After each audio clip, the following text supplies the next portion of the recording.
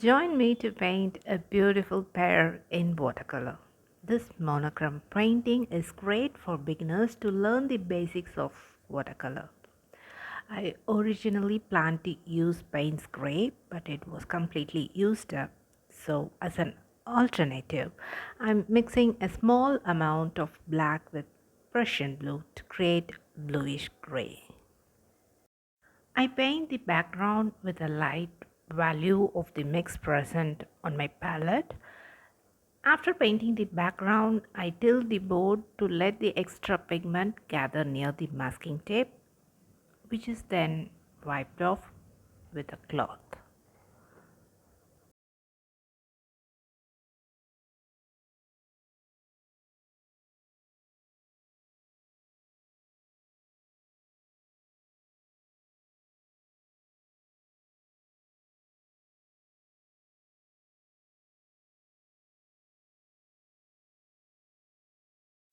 After completing a plain wash, I apply a medium value of bluish gray to the left side of the paper while the paper is still wet.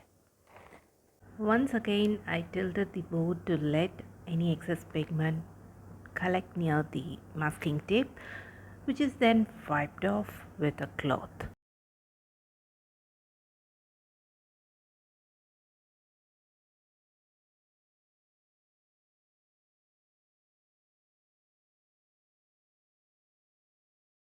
I forgot to record the part where I painted the outline of the pear using light value of bluish gray. If you find it difficult to draw with your brush, you can sketch it first with a pencil.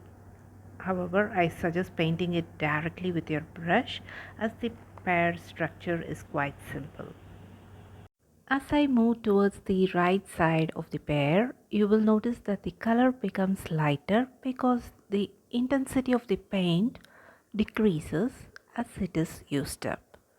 You can also reduce the intensity of the pigment by pressing the brush on a cloth, leaving some pigment behind on the cloth in order to lighten the paint on the brush. The left side of the pear is painted with medium value because it is a shadow part that doesn't receive light. The right side of the pear is lit by the light source, so it is painted with light value. At the bottom of the pear, there is also a shadowed area where the light doesn't reach, so I painted it with medium value. Using a dark value of bluish gray from my palette, I paint the stem of the pear. After applying the dark value, I use a lighter value to complete the stem, highlighting the area where light hits on the stem. Although there are no leaves in the reference image, I'm adding two leaves to create additional interest in the still life painting. I paint the entire leaf structure with a light value of bluish gray.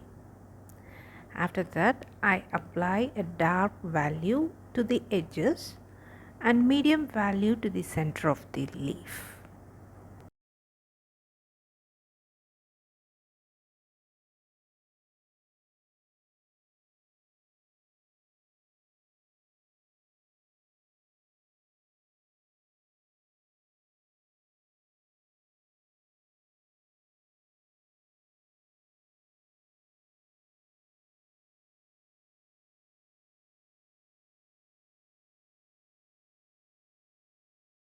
Next, I paint another leaf using a dark value.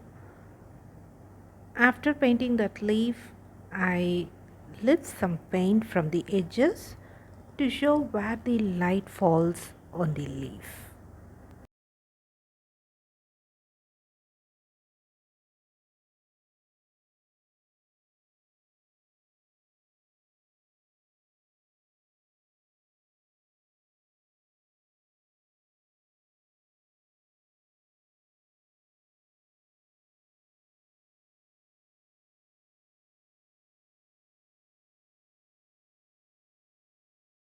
Next, I wet the area to the left of the pear to paint its shadow.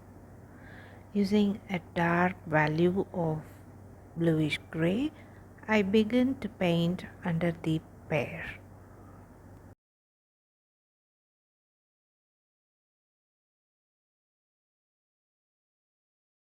After that, I gradually reduce the value of the pigment to create a smooth transition from dark to light as the shadow fades away.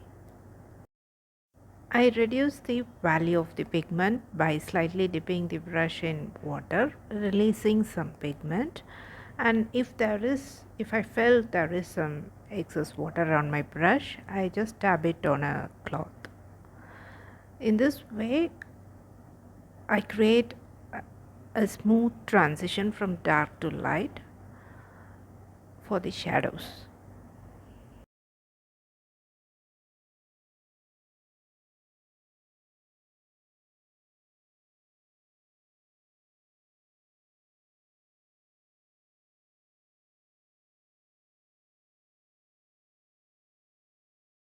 In the video, I'm pointing to a spot on the left side that looks too light. I darken it by adding some bluish gray because light doesn't hit this area as strong as on the right side of the pear.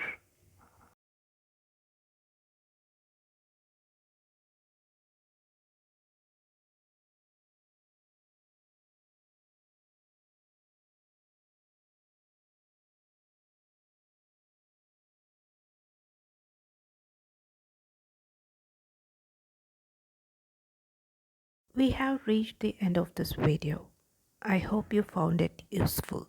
If you enjoyed it, please give it a thumbs up and subscribe to my channel for more watercolor painting videos. See you in the next video. Until then, take care and bye bye from Prema.